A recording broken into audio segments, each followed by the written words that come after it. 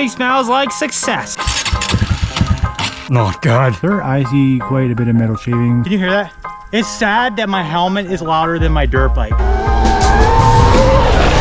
A few months ago, I challenged myself to build the fastest CRF110 pit bike I could possibly build. Well, take a look down there, bud. They have quite the lead. I reached out to some of the top companies in the pit bike industry, and they were more than willing to help out. We're talking about making some serious power here, so some of these parts weren't necessarily just bolt on. Because cutting this hole bigger is blowing through a lot of these sanding bands. And now we got a whole lot more, so let's get that hole bigger. We went through everything from custom case boring. Now we just gotta flush out the engine because we got a crap load of metal shavings down there. To garden hose flushing. I mean, what could go wrong? The more water, the better, so we can get all them metal shavings out, because metal shavings will absolutely destroy the engine within seconds.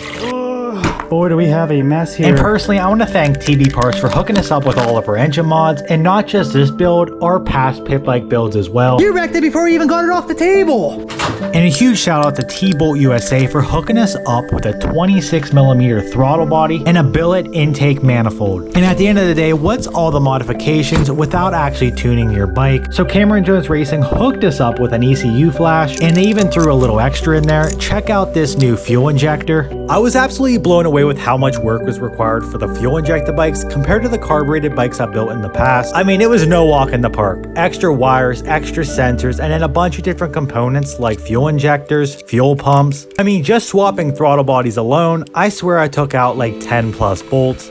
After months of hard work, let me introduce to you guys the Honda CRF147.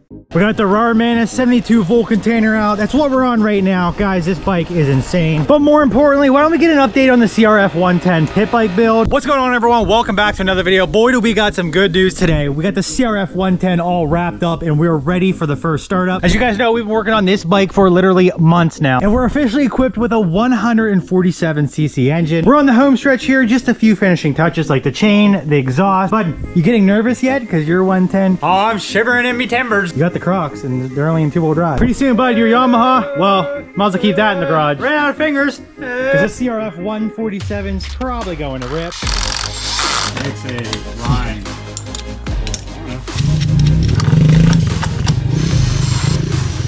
Well, somehow we have one leftover part. I do know that it came off the bike though, because it says Honda there, but I actually do not know where this part goes. If you guys know where this part goes, let me know. Before we start this bike up, well, I mean, hopefully it starts up. A huge shout out to Raycon for sponsoring today's video. Guys, August is here and school is right around the corner for some of you guys. For me, I was always excited about going back to school. Well, not necessarily the school part, but the part where we'd be going to school, and that meant back to school shopping. These everyday Raycon earbuds definitely would have been on the shopping list. These Raycon everyday earbuds feature active ergonomic design, multi-point connectivity that lets you connect 2 devices at once, and active noise cancellation, whether I'm trying to drown out noise doing house repairs, or I'm just working on my dirt bike hitting the rev limiter. So ever since I got these Raycon everyday earbuds a couple weeks ago, these have been my absolute go-to listening earbuds. One of my personal favorite things about these earbuds is their ergonomic design. They're made to comfortably fit the widest range of ears. Plus, they come with a bunch of different optimized gel tips for a cozy comfort fit. Okay, that's enough of that, but for the real reason, I actually run these things in my helmet when I'm ripping my electric dirt bike. I mean, heck, what else am I supposed to listen to? These things are silent. They actually come in a variety of different colors, whether you want to be flashy or sleek. I'm pretty basic, so I went with the carbon black and concrete case. I'm actually pretty hard on earbuds and usually put them to the ringer, so I figured a case would be a good idea. And the crazy thing is these little earbuds have a 32-hour battery life. I mean, that'd probably explain why I've been using them for weeks now and have yet to even charge them. You wanna know what? I should probably find this power cord and see if the case even charges. Okay, it's charging. We're good. These Raycon everyday earbuds are actually so lightweight and comfortable, I sometimes forget they're even in my ear. Most importantly, unlike other brands, they don't just fall out. If you guys are interested in checking these Raycon everyday earbuds out, just click the link in the description down below or go to buyraycon.com/Caleb. Let's jump back into the video. We're rocking the TB Parts 147cc big bore kit, and as you guys know, to install that, we had to bore the bottom end with a Dremel. And on top of that, we mounted the TB Parts high performance camshaft, and they also hooked us up with a sweet Yoshimura exhaust pipe. I was gonna run the TB Parts big valves, but we ended up not being able to find a machine shop local to be able to cut the valve seats. We opted out on them for the moment. Maybe I'll install them in the winter time when I can send the head off to somewhere. But let's jump over to the throttle body. T-Bolt USA hooked us up with the 26mm CJR throttle body. Then paired with that, we have the CJR billet intake manifold, which is very necessary because the stock stock intake manifold is extremely restrictive. We also got a heavy duty clutch and we have a manual clutch. We will be getting into that probably maybe next week. I didn't want to install that because I wanted to make sure we get all the metal shavings out of the engine first before we destroy the new clutch. Then more importantly, Cameron Jones Racing hooked us up with some special stuff because at the end of the day, you're not going to gain any power unless you tell the computer system to pump in more fuel and more air. And the way you do that is to flash your ECU, which Cameron Jones Racing is one of the best in the business, and they hooked us up with a flash, custom calibrated for all the mods we put on the bike. And by the way, they even hooked us up with a couple little goodies like a bigger fuel line, a bigger fuel injector, and a new intake snorkel. Then we have the stock one. Look at this illusion. It's quite restrictive itself. So we're out with that, in with the new one. And guys, it's been months. I'm probably forgetting quite a bit of small part. Oh, patiently waiting for the CRF110 build to finish. Coming in for a sneak peek. And I think we only have one finishing touch. It's our ECU. Whoa, giving that Hawk 2. Oh, Hawk 2. Buddy, out with the old one with the new CJR hooked us up with a ECU bracket as well, which you do need because I heard the ECU dangling. It's not food, bud. Goes on the bike. Do you not have food in the fridge? What's up with you constantly eating my dirt bike I parts? love dirt bikes, and if I eat dirt bikes, I become a dirt bike. We got the new ECU installed. Let's get our seat on. Yeah, you can tell you don't have a Honda, bud. She's on. You don't strip the bolts now. Well, I do strip bolts. My middle name's Strip. Probably a Mel stripper. Time for the first start up. Hopefully this bike starts up good. All right, start this baby up. Turn this baby on. The battery's good to go. Already smells like success. Whoa, here goes nothing. 3, 2, 1. Were you touching the gear shifter again? No. Well, let's try it again then. 3, 2, 1. Not good. Yeah, that's not good. Come on, girl. Giddy up. Come on, let's get that piston working. I'll put a little spark in you. Oh, I heard something there. Oh! Oh, it's smoking. I didn't know this was a two-stroke. Not sure what all that was about. Why is it not idling?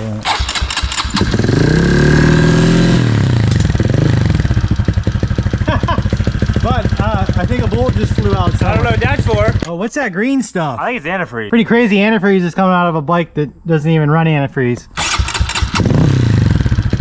Just a quick turn on this little screw and the bike is now idling. So how do you think the CRF110 is gonna run against the TTR110? I don't know, we'll see.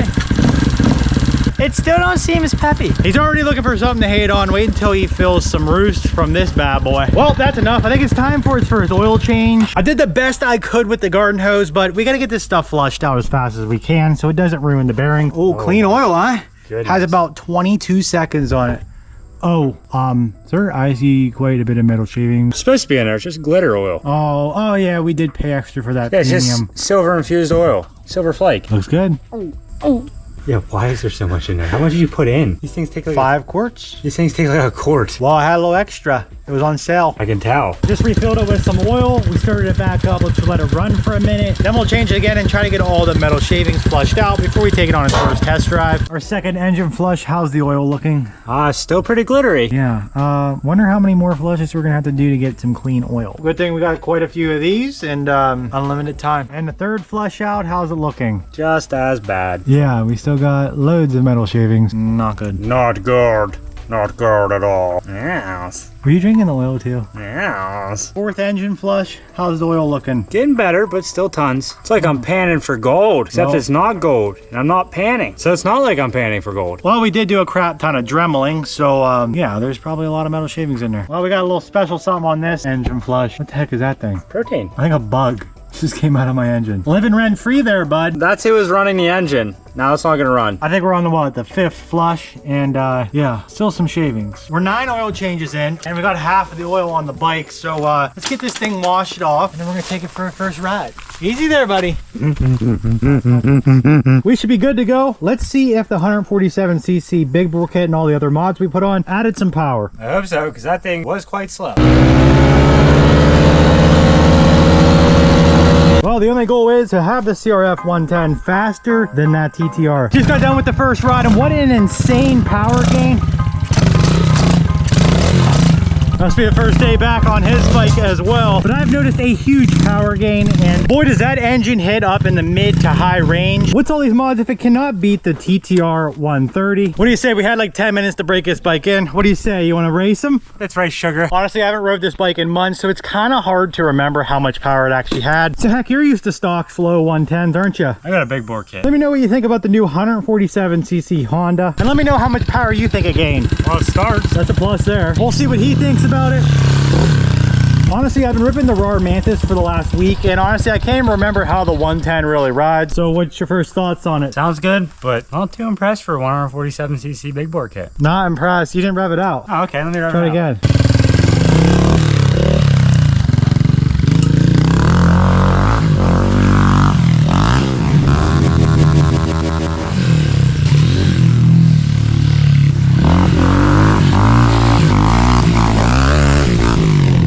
Throwing some whips over there. What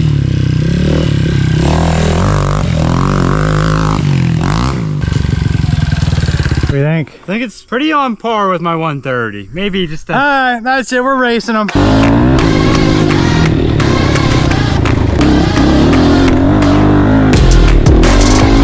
Yeah, buddy.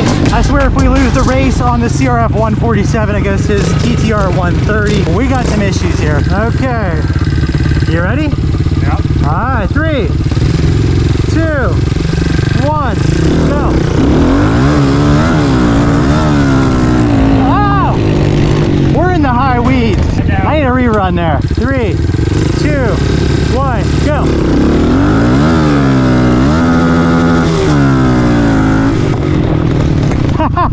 Oh boy, I think we're definitely slipping the clutch a little. You sure you're not shifting? I don't know what I'm doing. Catch up to this, man. Whoa!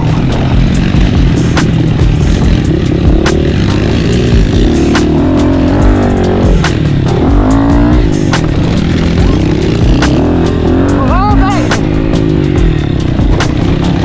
Ah, you want... Whoa! Head this berm, and let's get on the gas. I barely ever take this course.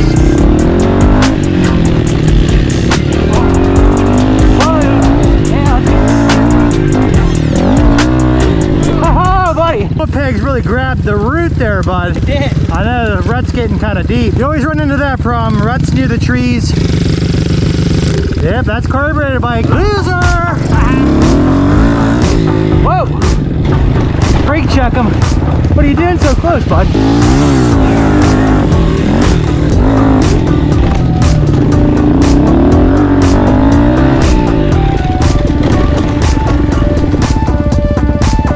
What happened? Oh, get a little low on the gas, so I kept bogging out. Yeah. Now we got her on reserve. Oh, you got scared. A little fuel injected bike comes out, and now we have fuel issues.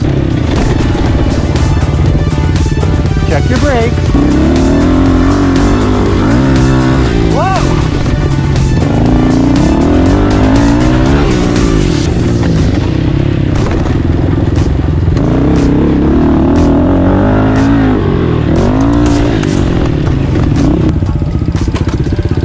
Buddy, I think you lost the terminal. Oh yeah. Overall, the CRF110 gained a crap ton of power. But honestly, at the end of the day, it was a lot of work too. I had to bore the cases and do all this and that. It's been down for months because of the tuning. So I will say a carbureted bike is a lot easier to work on. I did this in one day. Nah, but mine took months. But I don't know, I'm overall pretty happy with the performance of the bike. It is a ripper. It did take a little bit to get used to because I have not rode it in a while. Maybe with a couple more mods, you can keep up with this bike, huh? Buddy, I passed you. When? Right up there when we came around this turn and went. Catch up to this. I don't know, sounds like he wants to race him again. Let's do a first, second, and third gear pull and see where the power really is on this. Start off in first gear. Let's see which one's kind of faster.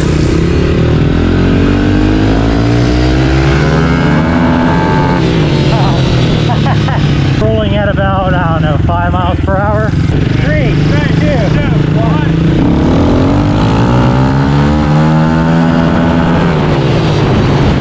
Pretty close. 3, 2, 1, go.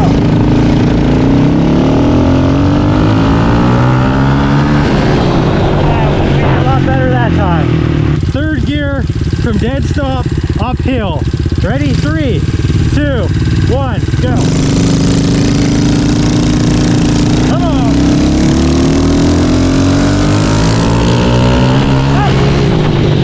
Holy smoke. That's so weird because it like rolls on and then it just kicks all of a sudden. But yeah, how are we not beating you? We're about the same. Embarrassing. Oh no. All those mods, I thought it'd be a little faster. Yamaha superior once again. I'm gonna have to see how this thing performs on the pit bike track though, but it seems like it's really keeping up to the Yamaha though.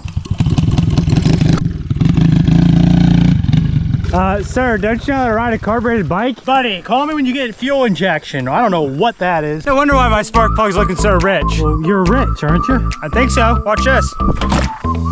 Money bag. Oh my gas. I don't think you got much gas in there, dude. It's not even running right. Nah, it's just pretty low. That's the thing you carburetor folks won't ever talk about is how much your bike bogs.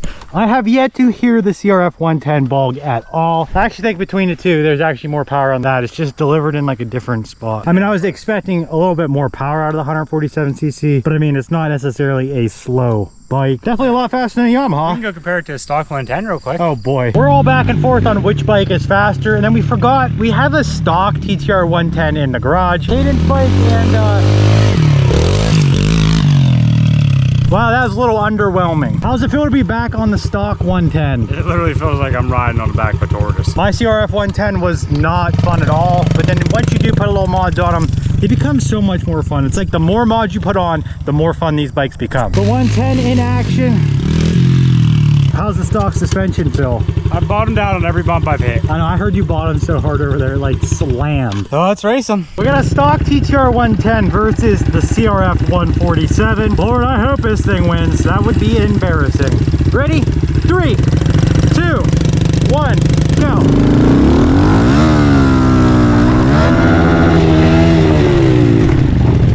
Wow, we got some shifting issues going on with this bike. That was embarrassing. I still do have the stock clutch in, and I think it's our problem. We're making too much power for the stock setup. If you guys didn't hear earlier, I wanted to keep it in until we got the metal shavings out of the engine just to be safe so I don't destroy the new clutch plates. 3, 2, 1, go.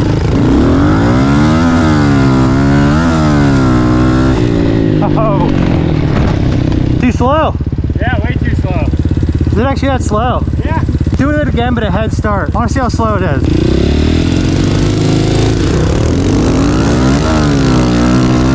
me outside. I don't know what gear we're in. Oh! I had a jump. I got some air on something. It just slips the clutch. So maybe it is a whole lot faster than your 130. It's just, I got that slipping clutch on, aka traction control. 2, 1.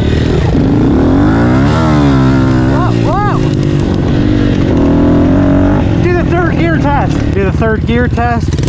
3, 2, 1, go. Third gear. Oh boy, I don't know if it's third. Whoa! Holy smokes! Heck, we're making all this sound, and it's crazy that the Rawrr Mantis X would probably smoke both these bikes. That bike literally rips, but in silent. I call it the silent ripper. This thing's actually a beast. This thing's a ripper. Faster than a 110? Oh yeah. It's crazy how much torque you can get out of an electric motor. That bike right there, it's kind of hard to even compare the electric and the gas bikes. Like, they're not even in the same category. Oh, that's a beast. Out here on the Mantis X, we're in sport mode, and there's Caden on the Mantis Mini absolutely ripping it. Let's go. There's nothing like an electric bike. If you guys never rode an electric bike, you are missing out. Honestly, electric bikes are unmatched. The instant torque, the quiet ride, no gears. It's so nice. Let's click this baby into race mode. And Caden, watch out, bud. A clear area of the track. We'll just, oh, you want to cut me off, bud? You want to cut me off? Just gonna take the inside real quick. A little dusty, the pit bike track needs a little work. Whoa. Oh, you wanna cut me off again, bud? Get back here. Man, the Mantis X is a crazy machine. Look at this, it's like instant power. Like, don't even know how to explain this bike. Like, it is actually seriously so light. It doesn't have the power of a 450, but it has more power than a 110 for sure. It's crazy though, because there's no gears, there's instant torque, and it's silent. It's kind of weird. Caden, whoa, bud, you've been on the rev limiter for like 10 seconds now. You let that fingertips off, bud, you're gonna be launching to the moon. Why? Why don't you give it a shot? Holy smokes! That little bike right there, there's nothing like it. Like, there's no gas bike that size that makes that kind of torque. I know, this thing is a beast. Instantaneous. Like, as soon as you give it throttle, boom, 0 to 30 mile an hour instantly. This thing right here is 0 to 50. It's no stroll in the park, that's for sure. This thing is a beast on the racetrack. It does take a little bit to get used to because it's only hand controls like a mountain bike. It'd be the front brake, this is the rear brake, the throttle. It's weird because it rides like a dirt bike, but it like handles like a mountain bike. It's kind of hard to explain because if you have not ridden an electric bike, it's like its own class. For example, this one is 72 volt comes stock. That is 48 volt comes stock. It's weird though because 48 volt for that small a bike, I feel like the power to weight ratio is probably more on that bike because that bike actually shreds. Honestly, 72 volt is plenty. I mean, I don't see myself wanting any more power. Like, this thing has plenty of power and it's perfectly controllable because it's an electric motor. So like the power curve is so smooth. Head on down here. This thing is wild. I say the brakes or so took about a mile or so to break in because they were a little weak in the beginning right out the box, but they're not bad now. Now to wheelie, I like to use sport mode because, well, race mode just has a little too much juice. Demonstrate a little wheelie. Let's try not to loop out, and then we'll just, it's so easy though. You just pop it up and then you just ride it. Hey, whoa. Just ran into the kid. And I can't remember what kind of configuration we got going on here. Because, well, my brother built this and I don't know, this track needs a little work. Race mode is just so touchy. And sport mode just, it's like the perfect amount of power. Just rip it. Oh. Back here. It feels so nimble. Like it's like a mountain bike, but like with rockets on it. Silent rockets. A silent beast. And heck, no one probably even knows we're out here riding. It's that quiet. The neighbors probably don't even know we own these yet. We've been ripping them for like 5 miles. Okay, let's go. Step it up, bud. Let's go, let's rip it, man. Whoa, whoa. Don't hit the logs, brother. Oh my gosh. Easy on the throttle. Oh yeah, hit us with some roost, why don't you? I think bro needs to turn his power down a little. Whoa, whoa, whoa. Like I said, look at the power this thing makes. That's no joke there, bud. Oh, holy. That's crazy. These things aren't even at max charge. I'm at 84% right now. When this thing was out at 100% earlier, this thing was an animal. That bike fits you perfect. That is the 110 killer right there. How do you compare the Rawrr Mantis Mini versus the TTR 110 you just got? So this is probably faster. It looks faster, dude. You're actually throwing serious roost. It fits better, actually. I know, it fits you perfect. Like, you could not have a better fitting, skinnier bike. Like, the bike is so nimble. I'm not sure of the actual weight, but do you think it's like lighter? This one weighs 99 pounds. So it's lighter, more nimble, more powerful, and quieter. And the seat feels comfier. The seats are actually definitely nice on this. Plus it has a key.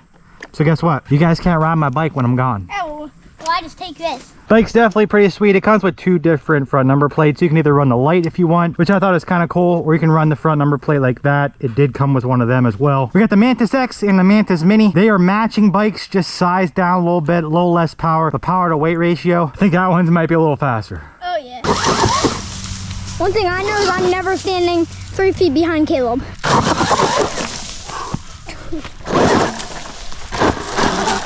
Okay, but are you in the fastest setting? Yeah, I'm in race mode. 82%. This thing's so nimble, here's how I hold shot. I cross my toes.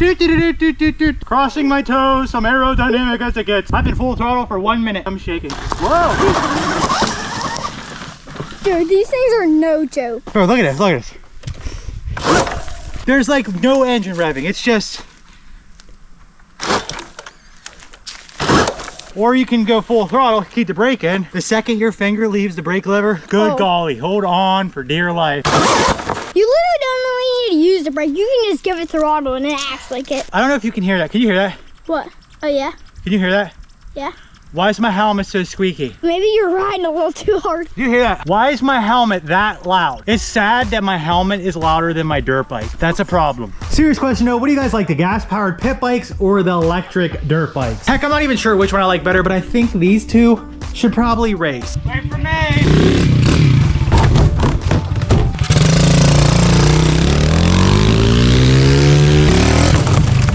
Where's mine? Why didn't you give me one? Come back here.